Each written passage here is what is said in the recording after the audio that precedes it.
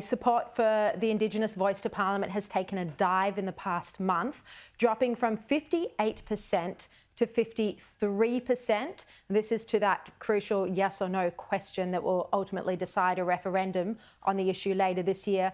This new Resolve poll by the Sydney Morning Herald has seen shifts against the Voice in the big states, particularly in Queensland.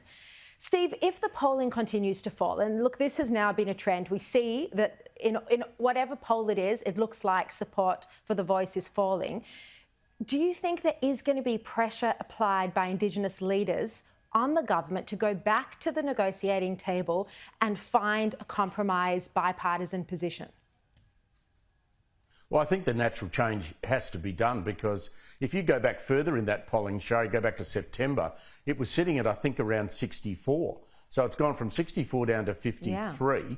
And we've got to remind everyone watching us on Sky tonight that in a referendum, you've got to get a majority in the majority of states for a referendum to get up, which is why they are so difficult to win in this country. There is clearly disquiet among wider Australia about the way that this Voice is being prosecuted and how it's going to turn out in the end. And when we start talking about how the next progression in this debate is about treaties and truth-telling, I think people get very nervous. Quite interestingly, the AFL Commission that runs the AFL sport in Victoria is sitting today. They are expected to come out and say that they endorse the yes vote and that they support it. A number of their clubs have already said that they do support it, and that, not coincidentally, matches up with the Indigenous round that's being played this weekend. I'm not sure why the AFL wants to lecture us about the referendum, but they are. But certainly the Yes campaign, I think, today would be very nervous.